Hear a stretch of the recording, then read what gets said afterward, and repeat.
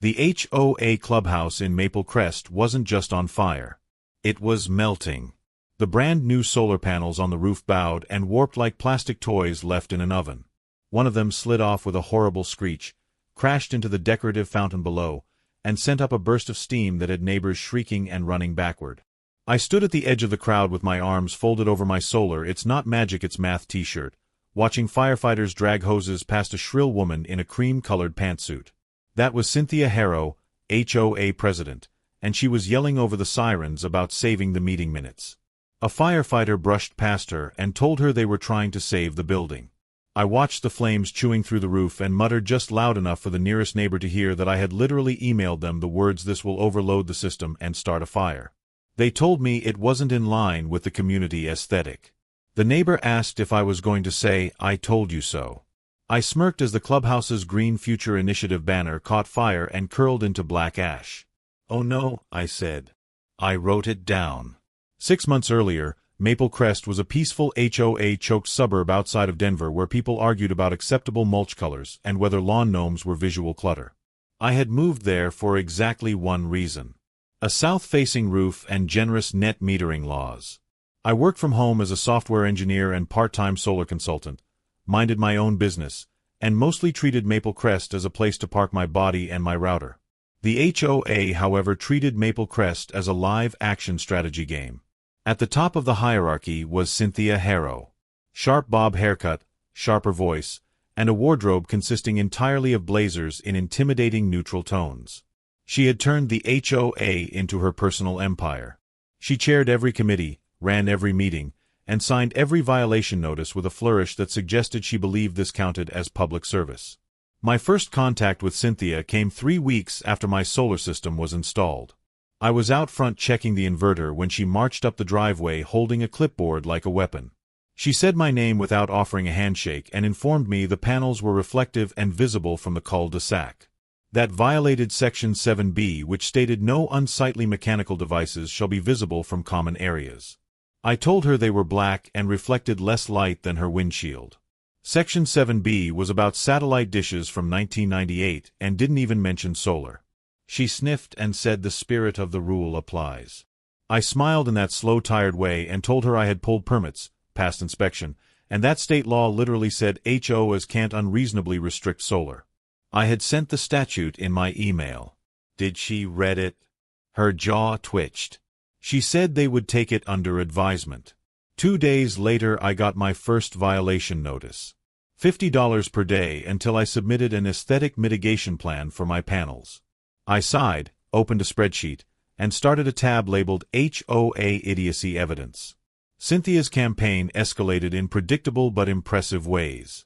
First came the fake peer complaints about glare. The emails always had the exact same phrasing about being concerned that solar reflections were impacting enjoyment of community spaces. I walked the cul-de-sac with a light meter app and took photos showing my panels were less reflective than Cynthia's stainless steel mailbox. I sent everything to the HOA with my lawyer friend on copy and got a reply that might as well have said we read none of this. Next, Cynthia started showing up uninvited. I caught her once tiptoeing along the side of my house with her phone out trying to get evidence of some violation. I opened the side gate and asked if she knew this was trespassing. She jumped and stammered that as HOA president she was authorized to inspect. "Nope," I said. "You're authorized to send passive-aggressive emails. That's it." She retreated muttering something about community standards and non-compliant installations. Then came the rumor campaign. At the block party, I overheard one of the older neighbors whispering that Cynthia said my panels caused dangerous EMFs and that's why her dog had anxiety now. Another neighbor told me awkwardly that Cynthia said I was trying to turn Maple Crest into some kind of off-grid compound. I started replying to violations in the driest, most professional tone I could manage while still entertaining myself. Per Colorado revised statute whatever, HOAs may not enforce restrictions that significantly reduce solar efficiency. Please indicate which portion of your bylaws supersedes state law so I can notify the Attorney General for this fascinating discovery. I attached PDFs. I attached screenshots. I attached highlighted laws. Cynthia responded by doubling my fines and copying the HOA's lawyer who notably never replied. Finally, in a triumphant email blast with the subject line "Maple Crest goes green," Cynthia announced the crown jewel of her reign. The HOA would be installing a massive solar array on the clubhouse to prove that we support sustainable choices when done properly. She attached a render. The design was a horror show. As a consultant, I saw it immediately. Panels jammed at multiple angles. Way too many modules on a single undersized inverter. Shading from a decorative pergola.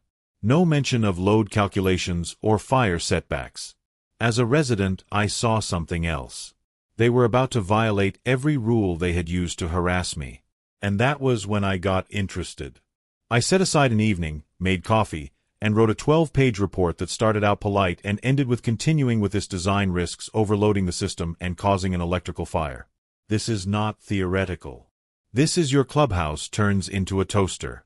I attached it to an email titled Engineering Concerns Proposed Clubhouse Solar Array Serious Safety Issues and sent it to Cynthia, the HOA board, and because I was done playing games, the city's building department. Cynthia replied in under 7 minutes. Mr. Ridley, your ongoing attempts to undermine the board's initiatives are noted. We are working with a professional contractor, not Google and YouTube videos. Should you continue making defamatory claims, we will pursue legal remedies. Signed C. Harrow, HOA President, Maple Crest. The contractor's company name, when I looked them up, turned out to be a 2-month-old LLC, whose website still had lorem ipsum text in the footer. The building department, however, wrote back the next day. Thank you for your detailed concerns. We have not yet received plans for this project. Please forward any documentation you have. So I did. All of it. Including Cynthia's brush off. 2 weeks later, I watched from my office window as workers installed the array on the clubhouse. I saw undersized conduits, no visible disconnects, and overheard one guy say if it trips we'll just upsize the breaker right. I called the building inspector and left a voicemail. I emailed. I logged it all. A month after installation, Cynthia sent another community-wide email. Join us for the ribbon cutting of Maple Crest's Green Future Solar Initiative. Free mimosas. The system went live that Friday. By Monday, the HOA had ordered decorative string lights, a new HVAC system for the clubhouse, and an electric vehicle charger. All apparently under the assumption that solar is free electricity, so we can just plug in everything. I sighed, made another entry in my spreadsheet, and bought a small fireproof safe. Into it I placed printed copies of my warnings, photos of the overloaded panel board, and screenshots of my emails to the city. I don't need to be right, I muttered to myself. I just need the timeline documented. 3 weeks later, on a windy afternoon, the clubhouse roof started to hum. Neighbors complained about lights flickering. Someone posted in the community Facebook group asking if it was normal for the breaker box at the clubhouse to smell like melting plastic. I read it, closed my laptop, and thought, here we go. The fire started in the combiner box. By the time anyone noticed the smoke, it had crawled under the shingles and found all the drywood the HOA had not replaced because we voted to prioritize the new pool furniture. I got outside just in time to see flames licking along the roofline and Cynthia in full meltdown mode trying to direct traffic like she owned the fire department too. She was screeching that this was an insurance issue, that it had to be vandalism, those anti-HOA people online, someone did this to sabotage me, us. The fire chief arrived. He was a big guy with that specific look of a man who has seen every flavor of suburban stupidity. I approached him calmly, handed him a manila folder, and said, I think you'll want this for your report. Inside were my initial 12-page warning, follow-up emails to the HOA, emails to the building department, and photos from installation day. The chief flipped through and his eyebrows climbed with each page. Holy hell, he muttered. They tied this into the existing panel with what gauge wire? 14, I said. On a 40-amp breaker. I circled it. The building inspector showed up about 20 minutes later, looking like a man who knew his day was about to get much worse. The fire chief met him with the folder in hand. You're going to want to read this before you talk to the nice lady in the blazer over there who keeps saying the word defamation wrong. Within hours, the story had shifted from unfortunate electrical fire to unpermitted non-code compliant installation that the HOA was warned about in writing. The city slapped a stop work order on all HOA projects. The insurance adjuster arrived and upon realizing there was documented negligence began making noises that sounded a lot like coverage denial. Cynthia tried to spin it at an emergency town hall in the school gym. This was an unforeseeable accident, she said into the mic with her voice trembling with theatrically deployed emotion. No one could have known. I stood up in the middle row holding up a printed copy of my email like a courtroom exhibit. I literally used the phrase, "This will overload the system and may cause a fire." You replied that I was being obstructive. I forwarded it to the city. I have read receipts. The room went quiet in that way that feels like oxygen leaving. If Cynthia had shut up, then she might have escaped with only public humiliation and a very large bill. But Cynthia did not as a rule shut up. She grabbed the mic back and snapped that I wasn't even a licensed engineer. I was just some guy obsessed with my ugly panels. I sabotaged the array because I was jealous the community chose a professional provider. The words sabotaged and arson were just close enough cousins that the police officer in the back of the room straightened up. I had anticipated exactly this level of crazy and tapped my phone to send an email from a pre-drafted folder. Every board member's inbox dinged at once. So did the city attorneys. So did the generic tips email for the state's Department of Regulatory Agencies. Attached was a detailed timeline of every warning, screenshots of Cynthia's threats, evidence that the contractor's license had been revoked in another state under the owner's previous business name, and the building department's own correspondence acknowledging receipt of my concerns. The city attorney who had Zoom dialed into the meeting unmuted themselves. "Miss Harrow," they said with a flat voice, "given the documentation Mr. Ridley has provided, I strongly advise you to stop making accusations that could be construed as defamation or retaliation against a whistleblower. Also, we will be reviewing whether the HOA board's actions violated state solar access laws and building codes."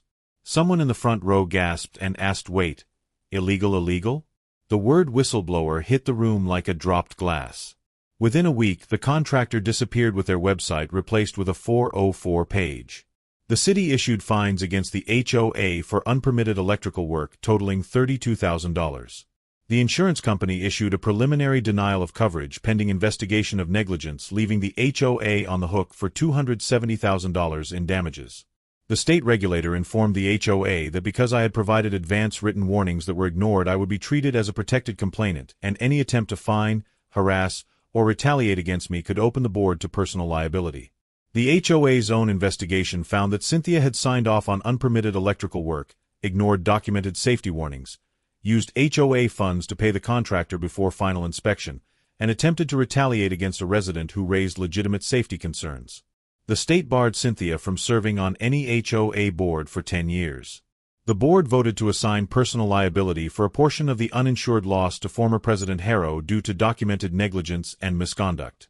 She was personally liable for $85,000. When the vote was read aloud at the meeting, Cynthia's face went from red to white to a shade of purple I didn't know human skin could achieve. She stood up so fast her chair fell backward and shrieked that this was a witch hunt, that I had orchestrated everything, that they would all regret this. Her voice cracked on the word regret. 2 board members looked at their phones. One examined her fingernails. No one made eye contact. Cynthia grabbed her purse, knocked over a stack of meeting minutes, and stormed out. The door slammed so hard the picture frames on the wall rattled. In the parking lot we could hear her screaming into her phone about lawyers and appeals and how she would sue everyone. Then her car alarm went off because she had hit the panic button instead of unlock.